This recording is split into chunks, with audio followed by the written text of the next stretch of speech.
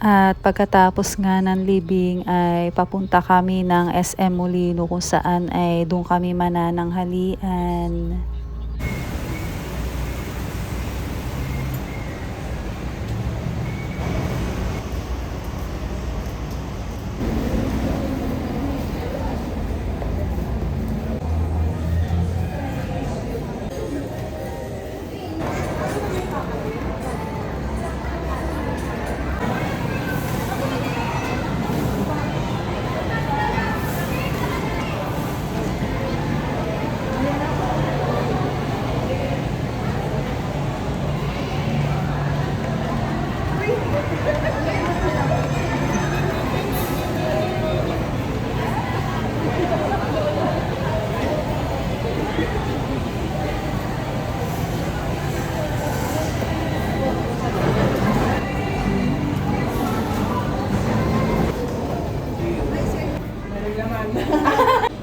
Legit ng hair.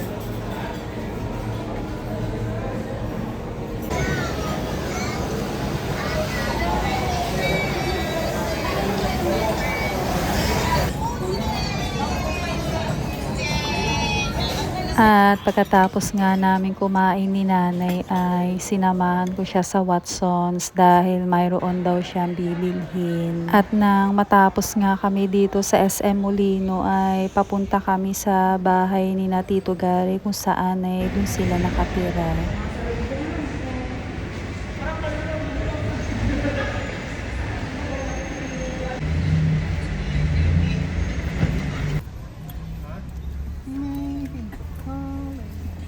Bukod talaga ako sa tubig.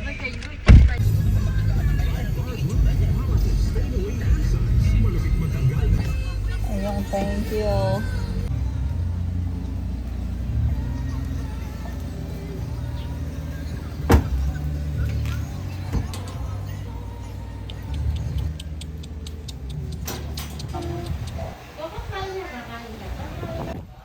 At dahil sa walang paligo simula nung pumunta dito ay di sobrang banas at napakainit sobra.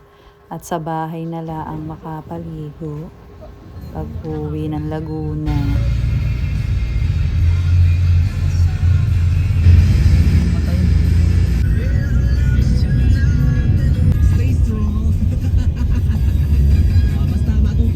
At sa sobrang traffic nga ay di eto nga kaya natatagalan ng uwi.